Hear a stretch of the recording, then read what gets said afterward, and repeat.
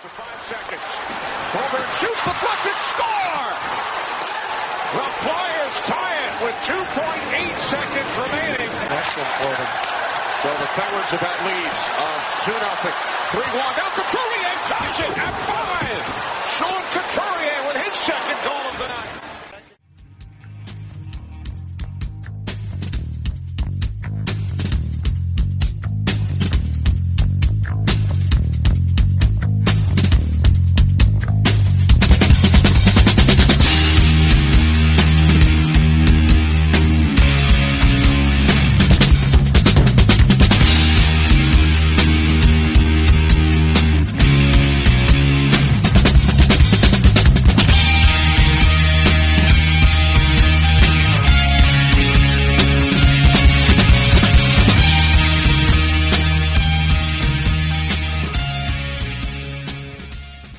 SportsNetwork.com and Wildfire Radio present the O&B Puckcast, episode number 41.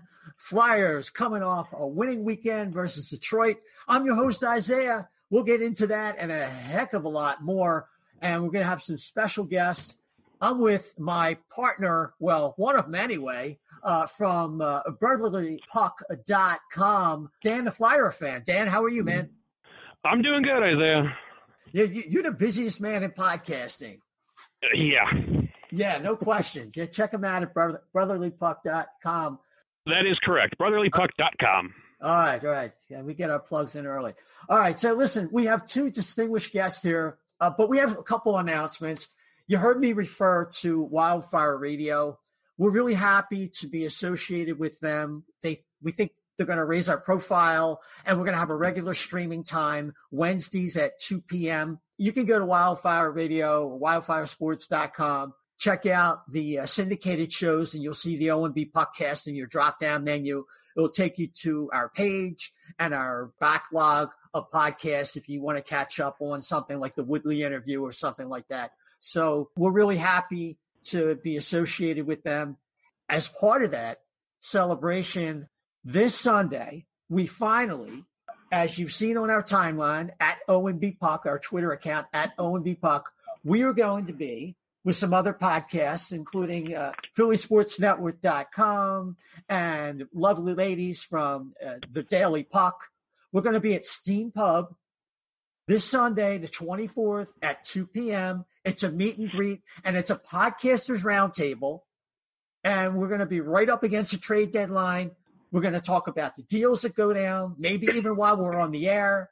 It's just great. And the thing about Steam Pub, which is, let me get the address right here. It's at 606 2nd Street Pike in Southampton, PA.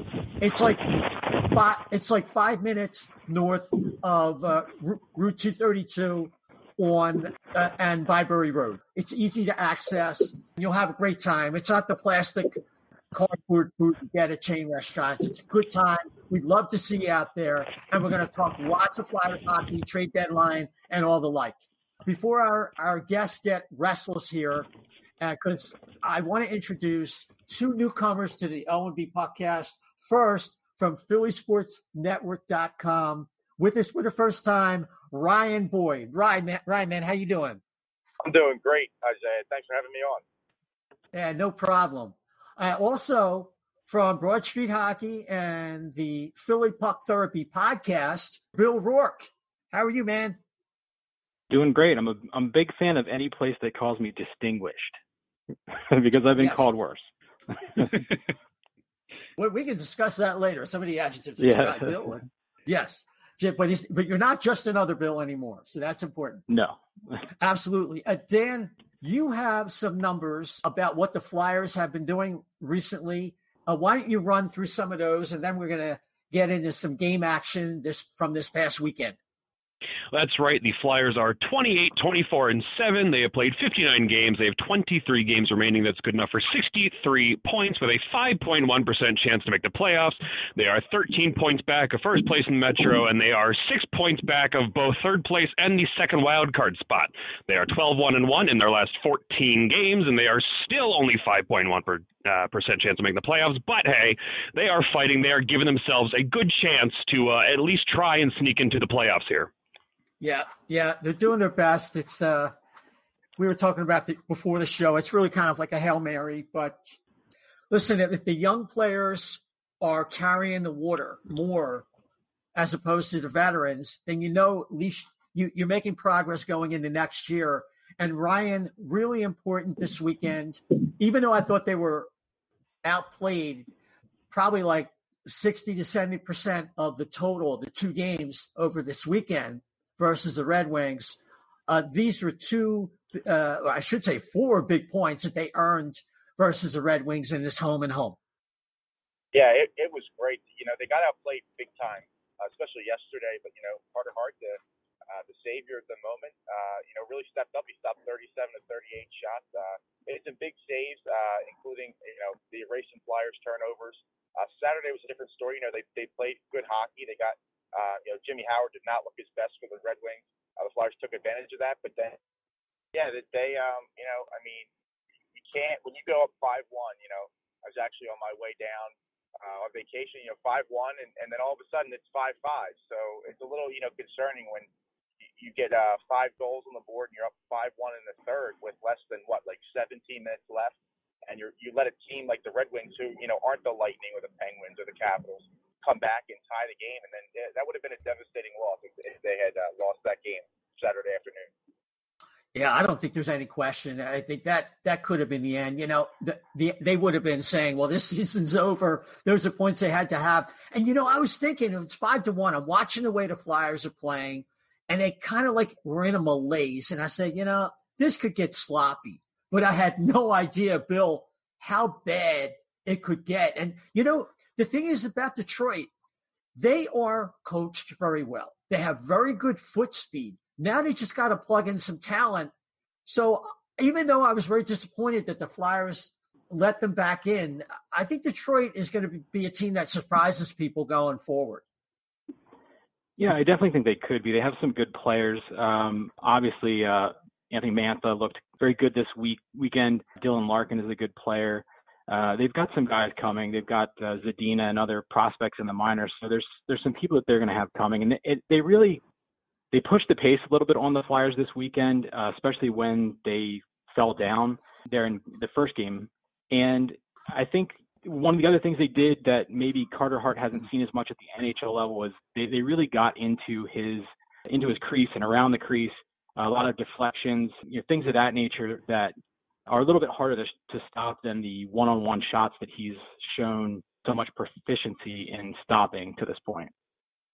Yeah, I can definitely see that. I mean, when I watched Carter in the AHL, he was dropping his glove a little bit, and he was having problems with a strong net front presence, right there, and they were crowding him, and he seemed to make the adjustment. But on Saturday, like you said, the Red Wings were doing a good job of that. But Dan, just an aside from that game. I was looking at Jake Voracek, his first shift to begin the third period, and it's everything that drives you crazy, angry at Voracek, but everything that can be great about him. Like, he makes a really stupid pass that almost turns up going the other way in transition. Then they get it back, and he makes this really great reception of a pass in his skates to his stick.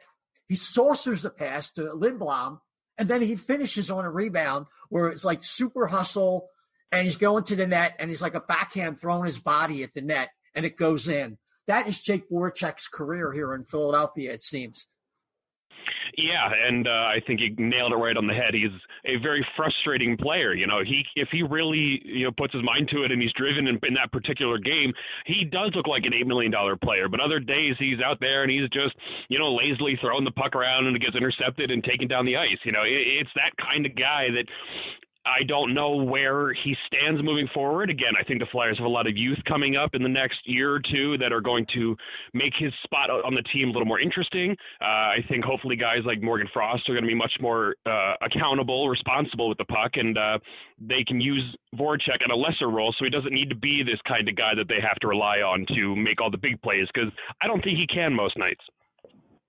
Yeah, he can really – sometimes he looks like the second coming with Marian Hossa, without the skin problems. Other times he's frustrating as we mentioned. But let's go back a little bit of history. Since we last spoke to you, the Flyers lost to the Kings in a game where they really didn't play very well.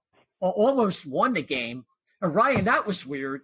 We thought they won the game, but I forget who scored for the Kings. The puck actually did go in.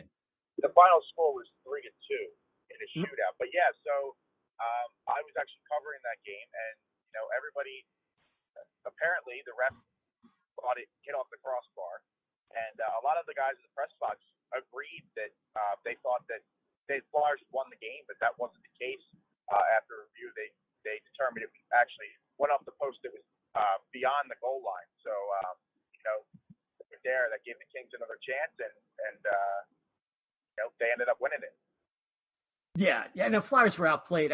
Voracek is a truth teller a lot of times after the games, and he said we didn't deserve the point that they got. Then that next game they play Anaheim. I don't really think they played that well in the beginning of the game, and the Flyers got some puck luck, and they just steamrolled the team in total turmoil. And Bill, that turned out to be the last game for Randy Carlyle, I believe. Yes, that was Randy Carlyle's going away present. It wasn't a great game to be behind the bench if you're the coach of Anaheim, but it was a game where the Flyers came out and kind of did their typical slower start, and Carter Hart, as he's been apt to do here early on, stopped some big shots. He stopped Jacob Silfberg.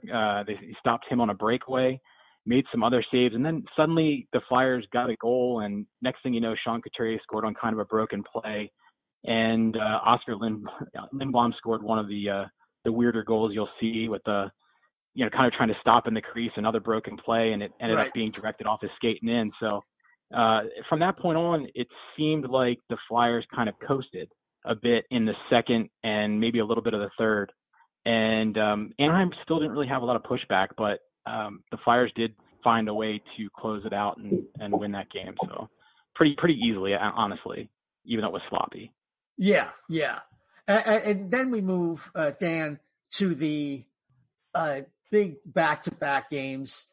Now, this is a real gut check for the Flyers. I thought versus the Penguins, the Flyers largely outplayed the Pens, ran into a hot goalie, much the way Carter Hart was the hot goalie last night versus the Red Wings. Didn't get a lot of breaks, had a goal called back. You can talk about that. And also we had a stick swinging incident from Evgeny Malkin. What were your impressions of that game? Well, I think it was just the case of really running into a hot goaltender more than anything. Matt Murray, I believe, made 50 of 51 saves when I believe he allowed 14 goals in his previous 4. I think that was the number there. And, it's frustrating when you run into guys like that, because I do think that the Flyers had a chance. Obviously, they got the goal called back, and then Evgeny Malkin tried to decapitate Michael Raffl. But, overall, I think it was a very frustrating game. Obviously, when you're playing a team, that's as big a rival as the Penguins are, you never want to lose, and especially all that was on the line in that game. They really, really needed to win that game pretty much more than any other, and they didn't. So it was unfortunate, but, luckily they didn't really get down. They have continued to fight back, so it hasn't put a big damper on their spirits, but overall, that was not the most useful game at that time. No, it was a downer because that goal got called back, and it calls into question what the league should be doing going forward with replays and this stupid. Ryan, you can comment on this. This whole deal about blew the whistle, intent to blow. I'm not going to touch that one. It's just the whole thing is, I mean, just the whole thing. You got to be able to take a look at a goal like that again. I don't care if it was going the other way, just for the good of the league and the credibility. I agree. That's the whole reason you have replay. You use it for goalie interference, you use it for offsides. Why can't you use it if the ref accidentally loses the puck? I mean, they're human. They're gonna miss some calls. Go back, take a look, and if the puck was loose, then you change it to a goal. I mean, that was a flat-out goal. Murray never had control of that in his glove, and it was it was a devastating kind of hit to the Flyers in that game, because it's a whole different game there if Patrick gets that goal. Yeah. the Flyers really they came out, I think, one of the few times this season against a quality opponent. I mean, they've won some big games against good teams, but with this kind of effort, you could see Wayne Simmons up on his skates, looking like playoff Wayne Simmons, and just the whole team. And it's just okay, you run into a hot goalie, but do it fair and square. That goal really should have counted. That was tough. But Bill, the next night, on a night they were really outplayed, as it turned out, Anthony Stolarz plays in his Flyers finale, and we'll talk about that for sure. But look, they found a way to get a real tough win, or after a tough game the next night, having to fly 3 hours to Minnesota. So give the Flyers credit for that. Yeah, absolutely. I'm sorry. No, absolutely. I think it's a situation with with earlier in the year, that Minnesota game is probably a loss.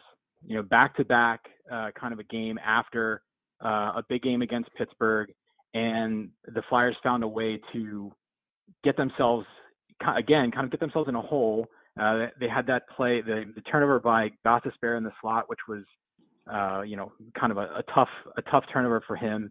And then Luke Kunin scored again, not that long after in the first period. They got down 3-1. You figure they had played a great deal, exerted a great deal of energy the night before, and the team could fold a little bit, but they found a way to come back, get themselves back in the game. Claude Giroux with an absolute bomb over Devin Dubnyk's, high into the net there. And then James Van Riemsdyk basically did what you paid for him to do around the net. He boxed out around the net and got a good goal there with showing some good hands in front of the net. Yeah, I love when JVR uses that reach around the net, and it's like when you think the play is over, he just tucks it in there. Yeah. And that's when you love JVR. I don't know if they deploy him the way I would like them to do that, but of course JVR is kind of like a part-time player, a little bit of a passenger, but at least he is somewhat productive. But gentlemen, let's not bury the lead. Bill, I'm going to open with you. Stolarz, Anthony Stolarz, is no longer a Flyer. He gets traded for Cam Talbot. And what we found out last week, Bill, is that Stoli, who we thought was going to be an RFA, restricted free agent, actually, for all intents and purposes, was a UFA, unrestricted, under this Group 6 rule, because he was 25, had played 3 or more professional seasons, and he had to play X number of games, else he was in the UFA category. What was your feeling about that deal? I know there were a lot of people that were really ambivalent about it. What say you? Right. Yeah, I think in the long run, when you look at it, first of all, the Group 6 UFA issue changes things, because the Flyers were not likely going to get Stolarz into the games that he needed to be a restricted free agent.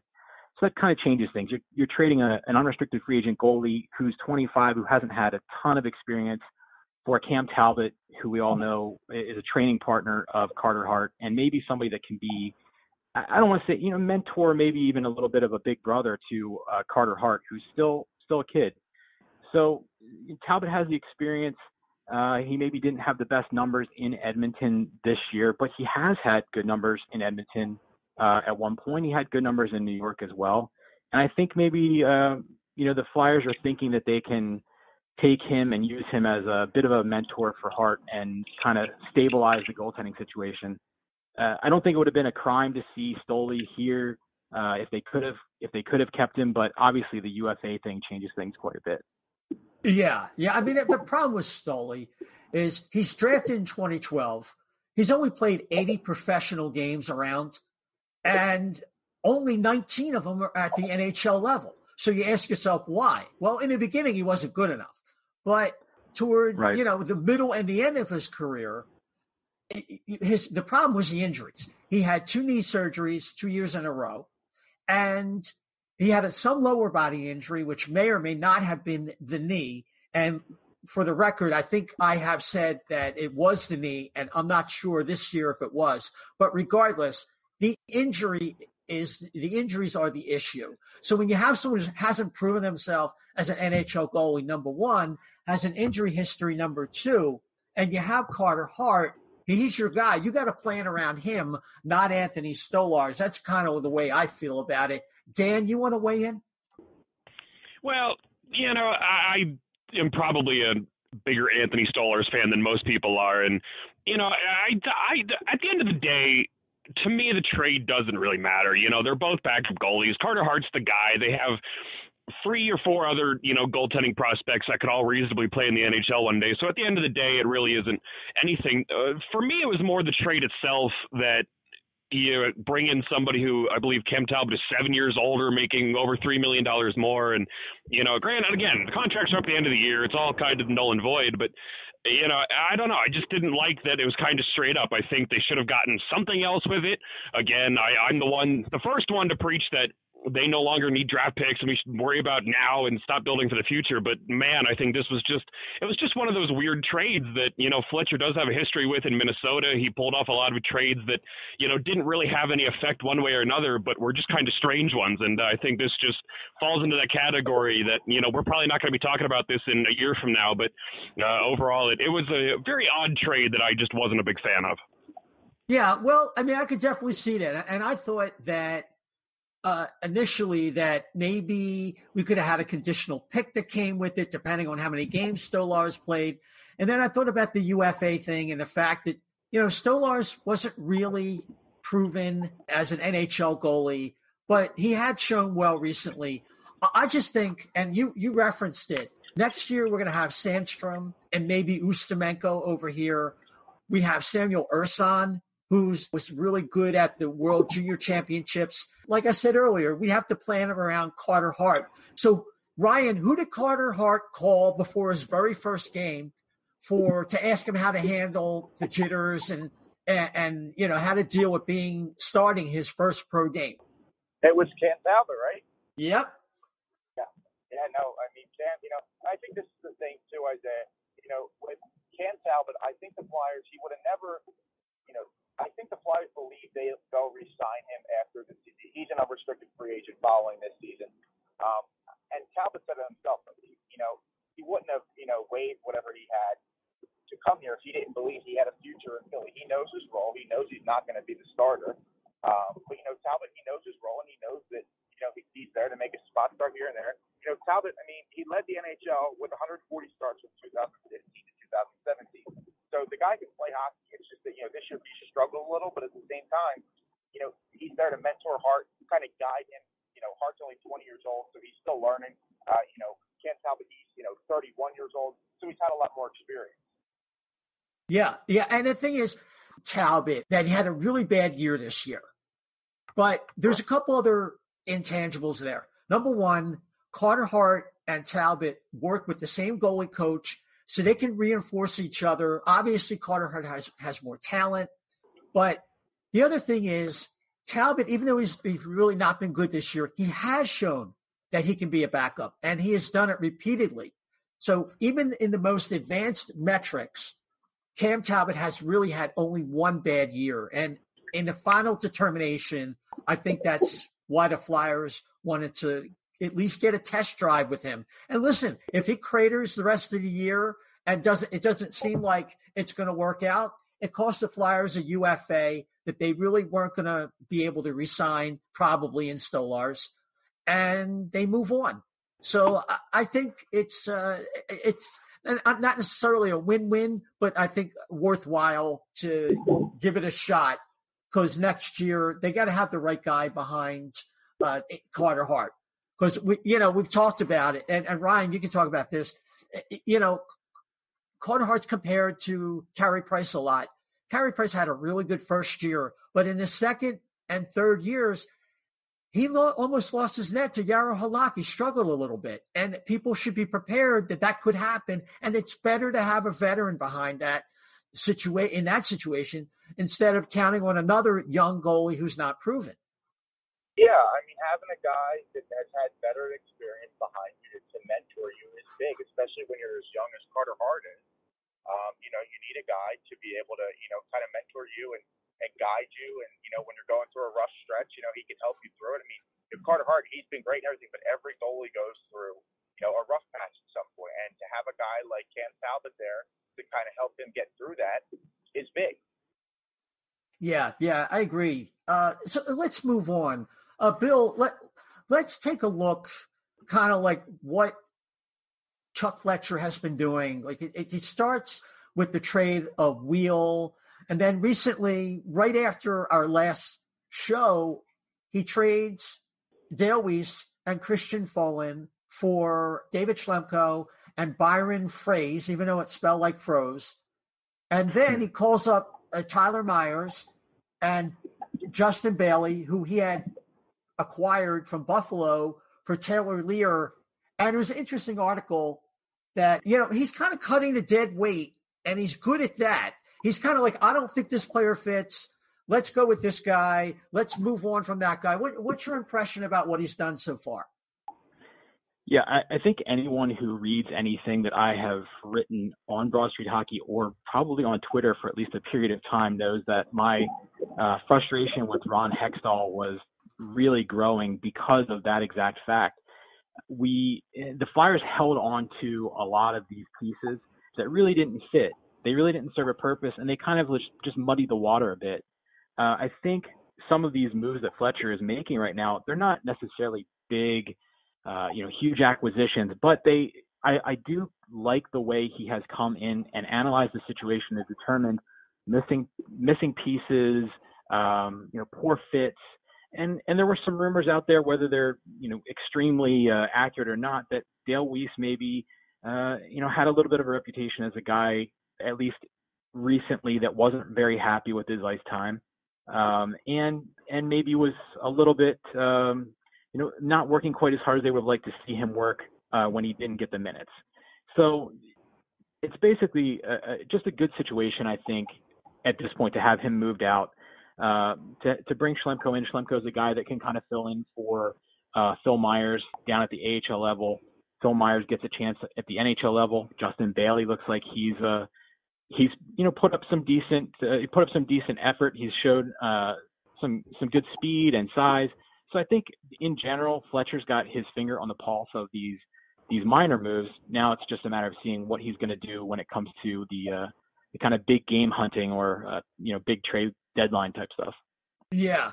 We'll get to that directly. But Dan, I mean, that's just it. We did have to watch like the Van de Veldes and then the Belmars and then Laterra and then Weiss. And it was like drip, drip, drip, death by 1,000 hockey slashes. Watching these guys. And I know like the fourth line, you can't judge a team by their fourth line, but if you can make improvements or cut dead weight, why not? Like Bill said.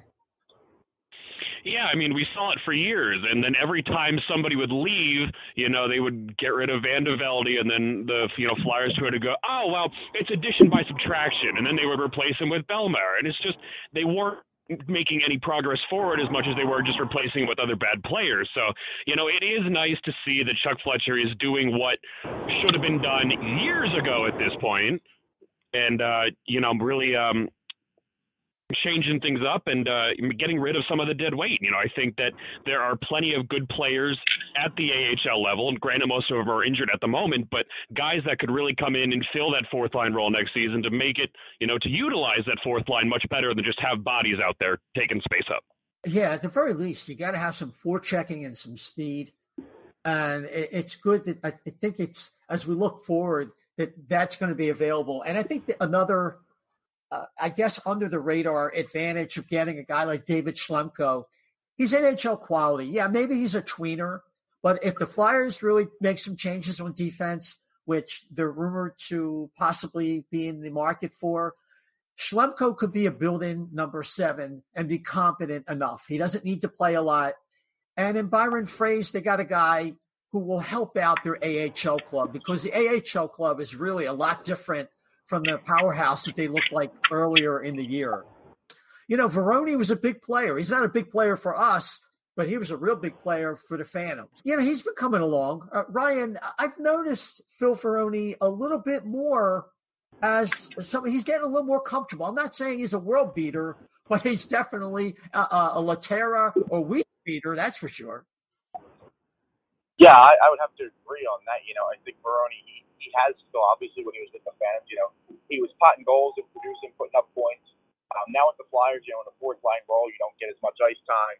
You don't get as many chances to put pucks in the back of the net. But at the same time, Veroni's making good use of his ice time. And, when you now having Justin Bailey on that, I think it kind of helps, the guy with size and speed. Now you add speed with Bailey. You've got, it's a different lineup. You don't have Laterra hold you back anymore. You don't have Weiss holding you back anymore. It's now a whole different line, and it's just formed into something that the Flyers have been able to use, and it's been successful over the past few games. Something that the Flyers, they haven't had fourth line success all season long. Now you see guys potting a few goals here and there for the fourth line. Yeah, it's good to see.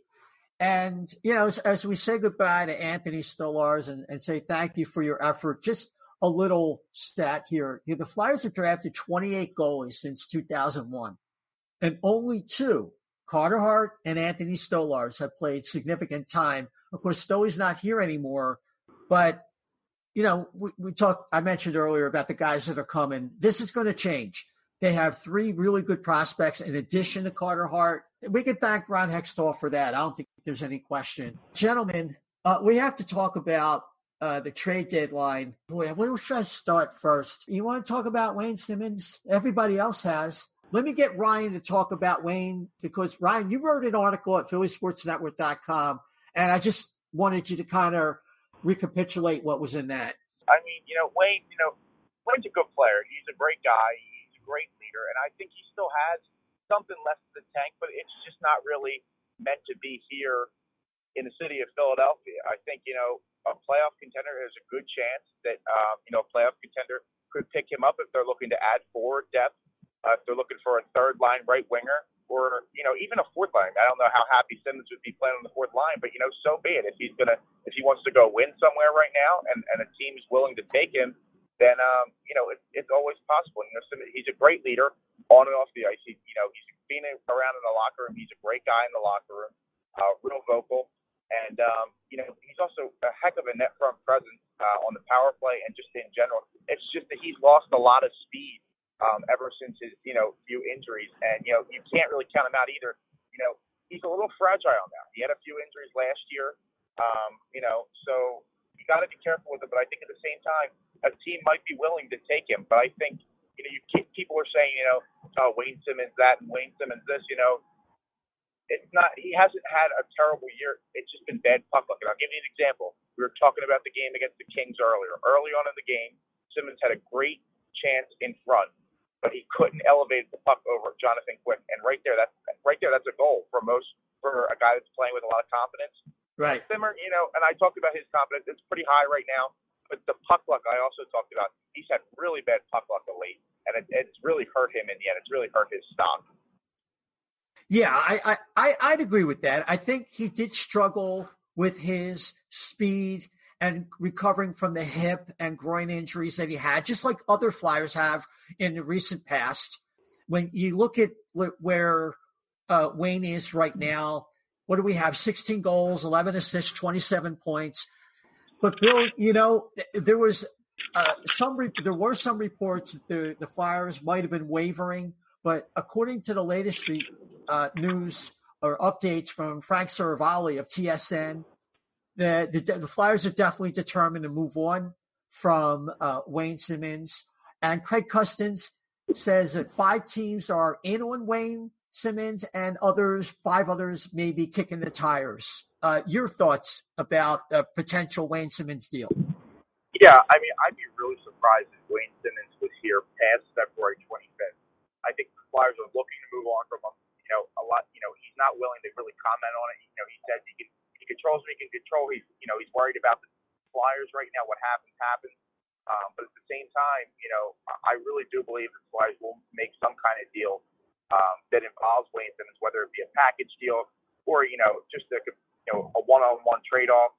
I'm not sure, but I think that there's a good chance that he will go and his tenure in Philadelphia will end. Despite Wayne being a great guy and a great player, he works as hard as anybody out in the ice. But at the same time, he's lost. He doesn't have what the Flyers need anymore. Yeah, you get these power forwards. I mentioned Ryan Clough as just an example. And Dan, these guys are running with a brick wall. And I do believe that Wayne Simmonds could have another 2, maybe 3 good years left. And then I see the production going way down. And that's what I think the Flyers are concerned about as well. You mentioned Ryan Clough, and that pretty much sums it up. There's so many guys, and it's just not recently, it's throughout history. You know, power forwards don't last. The big guys go into the body. I just wrote an article today on Vincent Lecavalier. He wasn't much of a power forward, but, you know, the game totally passed him by towards the end. And, you know, he just wasn't fast, and he relied on, you know, his scoring ability and not his speed. And it was just, you know, Simmonds is a guy, but, you know, he's seen his better days. And, again, I think you're right. I think he has a year or 2 left in him that could be good, but I think anything beyond maybe 3 years would just be a complete gamble. And I wouldn't take that risk right now. No. So I expect that come February 25th by, I guess it's 3 p.m., Wayne Simmonds will no longer be a Flyer. We'll just have to hang out and see what happens. Bill, let me go to you. And we have to touch on the dodgy subject of Shayne Gostisbehere and people getting their back up about him possibly being a trade target, and others coming out with inside information that Shayne is having some, some disagreements with his second coaching staff. How would you sum up that whole situation? Yeah, I had said earlier in a few places that basically I had a feeling with Ghost. He's obviously a tremendous offensive defenseman. He's a great puck mover. He's got a lot of the traits that NHL teams covet, and he certainly performed last year to a very high level with 65 points. I mean, that's a total that not a lot of defensemen manage. Right. So I can see where there would be people who definitely look at him and say he needs to stick around. He's a guy we want to keep on the team. But I can also see if there are actual things happening in the locker room, if there are some disagreements and it's the second coaching staff that has had some issues with Ghost, whether it's a communication issue or just a general fundamental coaching and style differences, you know, that's kind of what Fletcher's here for. Fletcher's here to sort those things out. And I'm certainly not saying that that is the case, that there are those differences that exist, but you can see that the Flyers seem to move away from Ghost a little bit by pulling him off the power play and going with 5 forwards for a time, and also reducing his ice time here in some of their more recent games. So there are some signs out there that maybe, you know, I don't know how much we want to read into them, but there are some signs out there that maybe they're not so happy with Ghost. And if that's the case, I mean, I'm not against considering a trade of anyone, but I do think if you are going to consider a trade of Ghost, you have to get back an appropriate value. It can't be the kind of deal where you dump off like James Van Riemsdyk because you weren't, you know, seeing eye to eye with him, or you didn't see where he fit, and get a Luke Schenn. You need to get value if you're going to actually make a move. Oh God. Oh, Billy, sorry to bring that up. Yeah, I mean, that's one of my least favorite trades. I'd say that is the second worst trade in Flyer history after the Patrick Sharp trade for, oh God, I forget his name. He's a career minor. Matt Ellison? Yeah, Matt Ellison. Yeah. Oh, I remember I was corresponding with our old buddy, Tim Panaccio. And Tim was saying, that's a bad trade. That's a bad trade. And, oh, that just kills me. Oh boy. No, you're right. Now, Bill is right, because we can't make a JVR for Schenn trade. Heaven forfend. Yeah. And here's what I'm thinking. Dan, I think that the Flyers look at their defense core, and let's take the macro view. Let's take the look at 30,000 feet. They have Provorov. What's the problem? Well, he didn't play well most of this year. I think mentally he is burnt out. He even said it himself. And don't worry, we'll get back to Ghost and Gordon and their comments this past Saturday. Don't worry, we'll get back to that. But let's take the macro view. So we have Provorov, who is playing too many minutes because he plays the hardest minutes of any defenseman. You had Sanheim, who is emerging as an all-around defenseman whose offensive potential is yet to be tapped yet to its maximum, nowhere near. Then you have Ghost, and you have emerging players like Myers, Then you have Radko Gudas, who may or may not be here. Statistically, he's playing well. He's a right-handed shot. And then you have the X factors like Sam Moran. And then you have the guys that maybe they might be willing to part with, like Robert Haig, who's like maybe an Andrew McDonald factotum, and McDonald himself, who's a factotum of a competent defenseman. And I think they should buy him out. But like when you look at that and that whole scenario, and you say if the Flyers could bring in a minute muncher, all situations defenseman, and apparently that's the case, and you want to add that into the mix, that is where you might say, listen, we can move on from Ghost. We'll get offense from Myers. We'll get offense from Provorov. We'll get offense from Sanheim, and we'll get offense from the new guy. We need somebody who's less of a specialist, and if we can make a good value deal, maybe that's where you think of trading Shayne Gostisbehere. What do you say? Well, first of all, let me correct you. That's the greatest defenseman of all time, Samuel Moran. And second of all, yeah. Okay, anyway. By the way, just in case for new listeners and for our guests here who have maybe not heard Dan, Dan is the world's #1 Sam Moran fan. That's kind of like a running, well, not a joke, not to him. To me, yeah. That is, but go ahead. very serious. Yes. Yes, but, Ivan Provorov, I mean, he has been playing pedal to the metal for the past 2 years since he's been here. And, he's only, 21? They need – it's 22. So, it's good that he's carrying all this weight, but he shouldn't have to be. Gostisbehere is kind of a specialty guy who, is you can pretty much count on him to score some goals, maybe a good power play guy. But other than that, they really don't have anybody. Travis Sanheim seems like he could be, an overall kind of guy. Myers could be an overall kind of guy. But at this point, those two are still kind of unknown. But, guys like Haig and Gudas and McDonald, are just kind of there. They're good plug-in guys, but they can't take the reins. They really do need to go out and find somebody.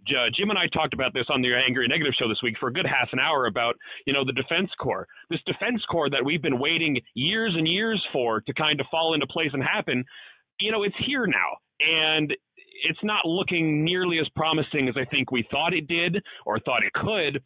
But, overall, I think things need to get done.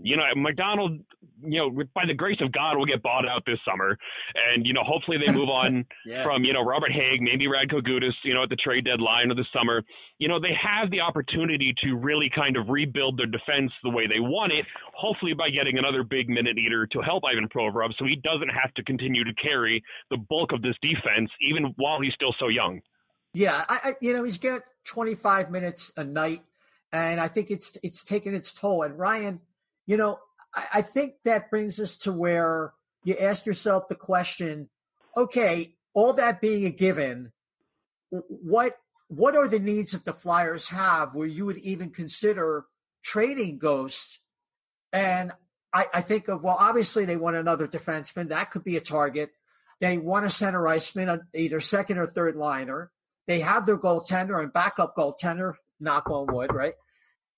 Right. These are the targets. Because, listen, I mean, Claude Giroux is only going to be good for another, 4 years, 5 years? They have to move up their timeline. And we can't have sacred cows for a team that hasn't won anything since 2012. Yeah, I agree. And, I don't really know what Ghost's value is right now to the Flyers because, I really don't think if they made a trade right now, the Flyers would get what they wanted back for him. Ghost isn't having his best season yet. He's really struggled this season. Obviously, he's really struggled hitting the net. And so, teams out there looking for an offensive defenseman, he's not your guy right now. He hasn't had a good season this year. Is that to say that, he's, not a good player? No, he's just having a rough season, which means that, at the same time, trading him right now really wouldn't make any sense, at least to me. No, I understand that point of view. I tend to think that if you look at his career, he's almost like a relief pitcher in baseball every other year, where he's kind of due for a good one. But I think general managers look at the overall skill set, like I was talking about earlier, about matching the different pieces together in your lineup. Because like Scotty Bowman said, don't just collect talent, build a team. And I understand value for the contract, but I think general managers look at what a player can do. And if they put a particular player in a lineup, and Bill, maybe you want to comment on this, Shayne Gostisbehere with a really responsible defensive defenseman, which the Flyers don't seem to have, and that's why they want to add a guy. Maybe that's a better situation where they could get that high point season out of him on another squad. Yeah, I mean, I think one of the issues with Gostisbehere, the way Gostisbehere has been used, is that he has legitimately had just about everybody as his partner. Now, is that an issue of maybe him not fitting in quite as well at 5-on-5 as he does on the power play, or is that an issue of not having the correct partner, and maybe if he had somebody, I mean, I've talked about this before, but you look at Erik Karlsson. Erik Karlsson's obviously a productive player every year, beyond productive really on the defensive end. And for the large part of his time in Ottawa, had Mark Messat as a defenseman, as a partner, and wasn't necessarily a great defenseman by himself, but they worked as a pairing. And so if Ghost is if they find a correct fit for him, it could benefit him and the team, quite a bit. And whether that comes here or it comes down the road, if he is moved, somebody, basically, you just need to get him with somebody who's consistent. And I mean, putting Ghost out there with Andrew McDonald 5-on-5, honestly, is, to me, it's kind of a recipe for disaster, because that's not a stable guy to put with him. And when he turns around and looks to see where McDonald is, a lot of times McDonald's probably not where he's expecting him to be. So it's a little bit of an issue there. Yeah, McDonald's probably somewhere on the ice, sprawled in front of the goaltender. He's still backing up. He's still backing up from that Vanek goal. He's down at the Jersey Shore right now. I'm not sure. Yeah, McDonald, man. You always see that the goal that cost the Flyers the game. It's always McDonald, and he's always on the ice. I'll say one thing about Shayne Gostisbehere from a shot metrics perspective.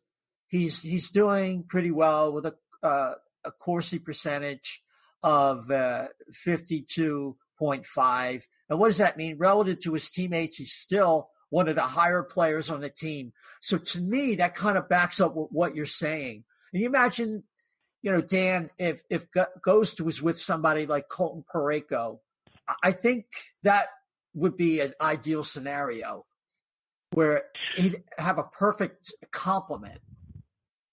I mean, I've wanted to see him and Moran together for years, because I think that would be I think obviously we don't really know what Moran is at the NHL, besides the best defenseman of all time, of course. Right, of course. Of course. But I think he needs somebody that can kind of go back. And I think that was the biggest issue with Provorov is they play, Provorov isn't just a defensive defenseman. He really is a really good two-way guy. He hasn't done a whole lot of scoring this year, but, last season he had, 13 goals or something like that. So I think that he just needs somebody that can kind of work well together. Again, I think he's a specialist. He's an offensive guy. He needs somebody that can carry the defense so he can go up and make a mistake. And if he gets caught in the rush, then there's somebody back there to help. But, the Flyers don't really have that right now. So if they could find somebody, or again, if he gets traded to a team that has somebody like that, I think that they can still find a very good use for him. Yeah, I think a general manager would look at it like that. And that's where I come down with in terms of his value. He's got 4 years left at 4.5. That's very team friendly. He's only 25. So look, if the Flyers want to accelerate their timeline, however, he's also a really attractive piece. And I don't necessarily buy into the idea that his value is somewhat depressed because of the unique skill set that he does offer. But, Ryan, we got to dig into it directly what happened on Saturday.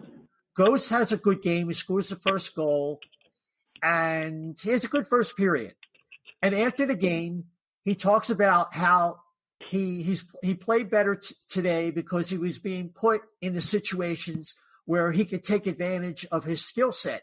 But after the game, Scott Gordon said the reason that he wasn't being put into those situations is because he was, to paraphrase, leaving his partner out to dry by not hustling enough and making the right play.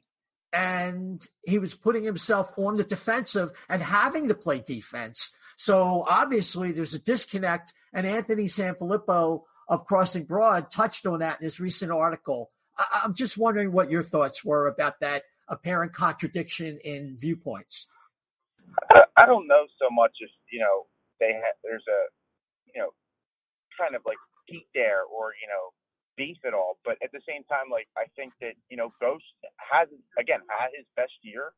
And at the same time, he needs, if you're not playing well, you're not going to get put in situations to thrive. And Ghost hasn't played well this year. He has left his partner hung out to dry. He's making, instead of a simple play, he's trying to make all these fancy plays.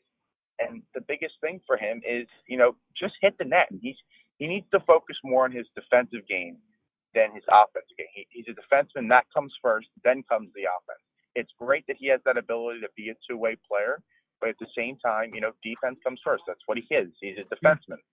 So I really don't think, I think the better Ghost plays, the more situations he'll be put in for, for offensive situations. But at the same time, he's got to be better.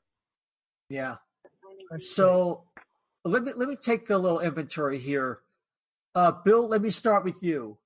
Is Ghost traded at the deadline, at the summer, or in the summer, or should he? Or do you think he'll be here? Just a guess. Your gut feeling. I would say at this point, I would hesitate to think that they would trade him in season if they were going to do it. My best guess would be if they're going to make a move of that nature, it would probably be at the draft or around the draft. If it is going to happen, I don't see them wanting to subtract from their lineup right now unless they're adding another player that's comparable, because they do seem to be trying to push a little bit towards the playoffs, even if they are going to make other moves. So, I mean, to me, if it's going to happen, I would think it's going to happen more around the draft at this point. Do you think it's going? What's your gut feeling? Do you think he'll be here next year? I have to say, my gut feeling has been, although I don't necessarily want to trade him on my personal viewpoint, I do think that they are trending towards a weird kind of situation where he may very well be moved at the deadline. I mean, at the draft. Okay, Dan, what's your is he moved at the trade deadline, moved in the summer, or no? He'll be a Flyer next year. What say you? I certainly don't think it's going to happen at the trade deadline. If he is going to get moved at all, it'll probably be over the summer. I don't know. I don't think he's going to get moved, but, I guess it really depends on how the rest of the season goes. If his minutes are continued to be, cut and he gets off the power play and doesn't see a whole lot of, real ice time at all for the rest of the season, I think the writing is on the wall that they're going to try and move him. But for now, I don't think they're going to, but if they do, it'll probably be over summer. Okay. And Ryan, you get the last word on Shayne Gostisbehere and his destination. Yeah, I'm going to say he doesn't get moved this year before the trade deadline. In the summer, I think the Flyers, right now, they're making a push. They're not done with Ghost. They believe he has something. Despite all the rumors, I'm going to go out on a limb and say that he's here at the start of this 2019-2020 season. I really do believe this guy has a lot of talent and that, he'll come around. Right now, he's just going through a rough patch, and I think he'll come around. He's still a young player. Yeah, I could see that. I think at the end of the day, if he's here, I think the contract and his age and what he's done in this league will probably be the deciding factor. Because the Flyers can have a new coach next year for all we know. That's a whole other topic, but I'll touch on that in a future show. But we got to talk a little bit more about the trade deadline. Dan, let me start with you. What other players that haven't been discussed tonight do you think are going to get moved on based on their contract status or their playing status? I don't know. I think it's obviously going to be, in my eyes, the players that are, even on the block are, Wayne Simmons, Radko Gudas, and probably Robert Haig in terms of in the season. They have their backup goalie now in Talbot, so that shouldn't be much of an issue. I don't think they're going to move, anybody big, a Gostisbehere or Voracek, I don't think it's going to happen, at least not at the trade deadline. So, I think that they do have these kind of plug-in guys of Haig and Gudis that they could reasonably move. You got Myers here, who looks good during his first game. They rolled with 7 defensemen, so they clearly have too many bodies back there. And you got the greatest defenseman of all time, Samuel Brand, coming back. So, could use, they could use the roster spots from guys like Gudis and Haig that I think teams could reasonably use, playoff teams that, need that extra body, that extra plug-in guy, that could play very well if need be. So I think it's probably going to be one of those two in the back end. Okay. And Bill, I think Michael Raffl is also a candidate to be moved because of his UFA status, although he could be re-signed if he wants to come back for a year or two. What's your thoughts on that? Yeah, I absolutely think Michael Raffl is a guy that they'll probably try to move. It's not going to really hurt them in the short term to move him out in being a free agent. And I don't necessarily see a role for him here going forward, but some of these young players that are on the Phantoms and that are going to be graduating from juniors are kind of going to push their way into the roster and take some of those roles that Michael Raffl typically fills. So I could see him going. I could also maybe see Brian Elliott, if he does put together enough information and show some fight down in the AHL, maybe get himself called back up, that maybe there's somebody out there that would take a flyer just as a kind of real low pick or something like that to get a Brian Elliott as insurance, maybe something like that. But other than that, it's really a crapshoot. I mean, to see what they might do on top of all these UFA guys they have that are going out. Yeah. And Ryan, it just something comes to mind. The whole marketplace right now seems to be held hostage by the fates of Panarin, Stone, Duchesne. And I feel like once a couple of those guys move, the dam could break. Kind of like Machado and Harper, they're in baseball, they're not quite as – oh, man, that is a cluster frack and a half. Yeah, I that's what I'm hearing from all the Friedman and McKenzie and Drager. And I'm wondering if the Flyers make a hockey trade. That to me, that would be so exciting, I think that at the same time, the Flyers, they got a good chance to make a hockey trade. I mean, they have such a strong prospect, pool. They've got the tools to make a good trade. Do they have the players right now up here in the NHL that they might be willing to trade a guy like, Panarin before the deadline? No, I don't think they'll do any. Ryan's cutting out a little bit. There you go. Okay. Yeah. So we'll get back to Ryan a little bit. They're having a little connection issues there. But what I was thinking about the Flyers, Bill, you can comment.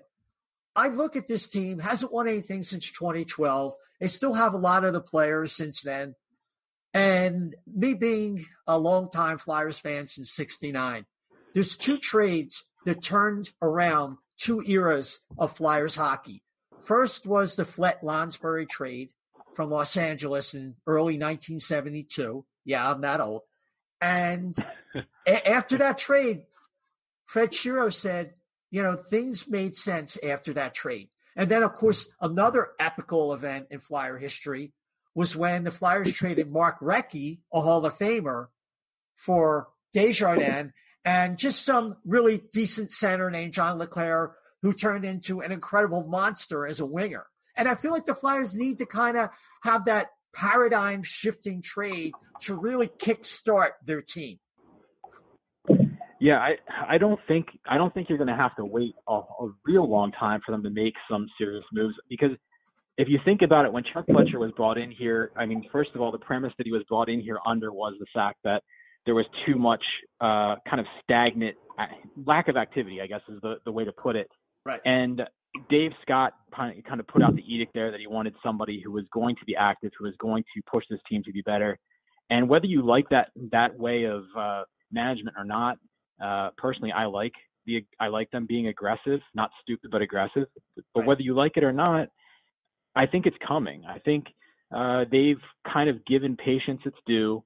As Dan said earlier, with the defensive prospects and all those things, those guys are here now. We've got a lot of the young kids that are up. There are some more coming, but they've really got all the tools they need to make that kind of trade that will turn the team into a contender. And I think with Chuck Fletcher at the helm now, that's a legitimate possibility.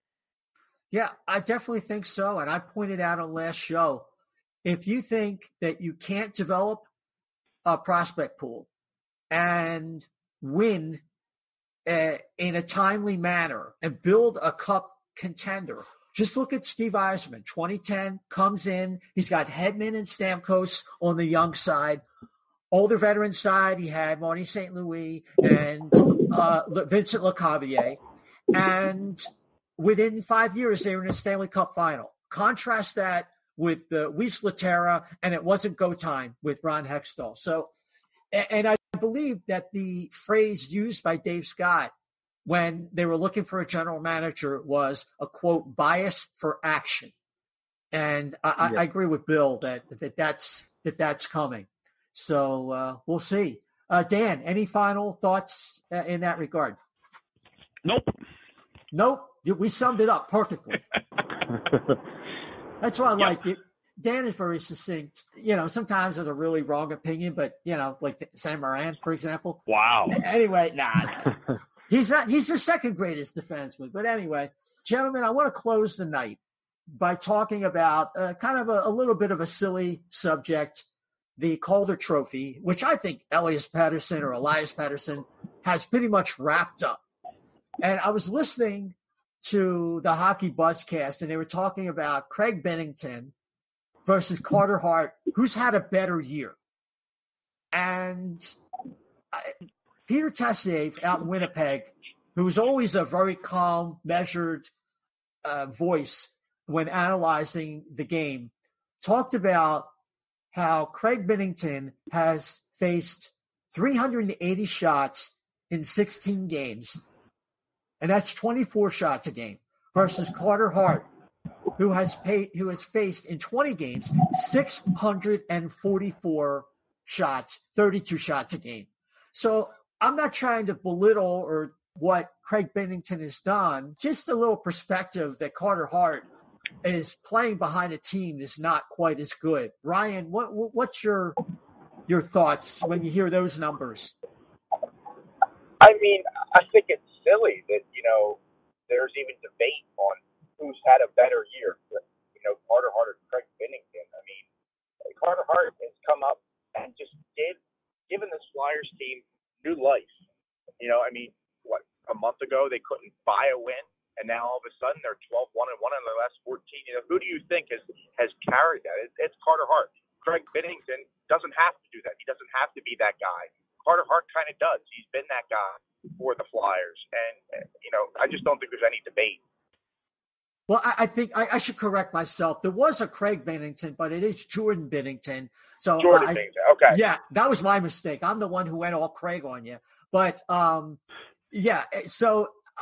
it is a silly little thing, but it's a Twitter thing that people are talking about. So I thought we'd weigh in, and I think the St. Louis Blues from top to bottom have a better roster than the Flyers do. I think they're a little slow. They're not very dynamic, but they're playing to the wall right now. Yeah, they've definitely. I mean, I think if you want to make a sales pitch for Bennington, you're going to look at it and say, well, they've climbed from where they were into the playoff picture, and they're pretty firmly in there. But also the other case that you can kind of make against that is the fact that the rest of the league in the West has really been kind of a situation where almost nobody seems to be – they don't seem to want those last playoff spots. So St. Louis definitely has a good team. Tarasenko's going again. O'Reilly is playing well again. They got some better goaltending, and they've got Pietrangelo and Parayko and some good names out there. So they do have a good team. The Flyers, I think the Flyers are coming along. There's a lot of youth in the Flyers lineup right now, and maybe that's ultimately they may end up having the better team here in Philadelphia. But right now, I would say St. Louis has a little bit of an edge because of the experience they have. Yeah. I mean, St. Louis right now, 67 points. they're in a playoff spot by I believe it's 8 points. Vancouver's closest to Minnesota. They're battling out. Some of these teams should really be selling and not worrying about making the playoffs. But that playoff revenue really makes a difference. But their differential is plus 12, and the Flyers is minus 20. So for what that is worth, I think Jordan Binnington's a great story. He's 5 years older. God bless him. Good luck, St. Louis Blues. I think Pettersson has the Calder Trophy wrapped up either way. So with that, we're going to wrap things up. This has been a lot of fun, gentlemen. Really great. Ryan, why don't you tell our listeners, obviously you're at PhillySportsNetwork.com, but where people can find you on Twitter? So you guys can find me at rboy0105 on Twitter. Just look me up. I post all my articles there. I post as much content as I can every day. I try to tweet, live tweet every game. Tomorrow night, actually, I'll be live tweeting from the press area when the Flyers take on the Tampa Bay Lightning tomorrow at 7 p.m. So tune in, guys. I'm looking forward to it, and I'll have the 3 observation article up on Wednesday. Terrific. And Bill, you're at Puck Therapy, and you're with Broad Street Hockey, and you have the Philly Puck Therapy podcast? Yeah, that's correct. You can follow me at Puck Therapy on Twitter. I do a lot of tweeting. I also do post my articles there as well from Broad Street Hockey, and I write under the Puck Therapy name at Broad Street Hockey as well. And we do the Philly Puck Therapy podcast, where we try to talk through some of the issues that maybe are the good and the bad, I guess, so we'll say. Sure. No, I listened to some of that, and I enjoyed that. So check that out. I know you're on SoundCloud, so at least. So check them out at Puck Therapy. Yeah, and also on iTunes. Yeah. Oh, okay. Yeah, you got to go on iTunes. Now, speaking of a podcaster, there's this guy named Dan the Flyer fan at brotherlypuck.com.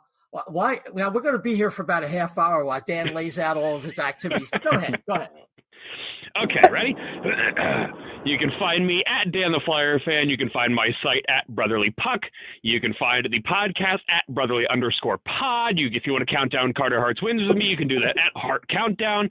Brotherly Pod. We have the Angry Negative show every Wednesday with Angry Jim, doing a Brotherly Pod episode this Friday. Then we are doing one the night of the trade deadline as well, with a whole bunch of special guests on that one. So it's going to be a big, long week of podcasting, but I'll be ready.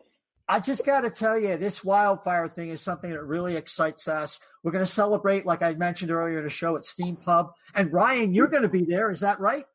Yeah, I'm looking forward to it, Isaiah. I'm really looking forward to it. I think it's going to be big for the site and big for us. And I'm looking forward to meeting everybody. Yeah, it should be great. And it's 606 2nd Street Pike in Southampton at Steam Pub if you want to check out directions and stuff like that. This Sunday at 2 p.m., and, of course, it'll come up the day after the outdoor game versus Pittsburgh. But first things first, the Flyers have to play Tampa Bay at Montreal, and then they play the outdoor game before we meet at Steam Pub. And I'm going to make a prediction before we go that Cam Talbot, if he can ever get his paperwork straightened out, the visa paperwork, will likely make his Flyers debut. I would start him in Montreal. So we'll see how that works out, because we know we want him versus Pittsburgh outdoors. So, and that would be his second outdoor game. So that's another reason to start Carter Hart. But anyway, I'm just jabbering on here. If you could follow us, the O&B Puckcast at O&B Puck, at O&B Puck, and please subscribe, especially in iTunes. We really appreciate. It helps the show. And you can also follow us on SoundCloud, Stitcher, TuneIn Radio, the PhillySportsNetwork.com YouTube channel, and Google Play. We really appreciate it. And with that, we're going to call it a night. Till next time, take care.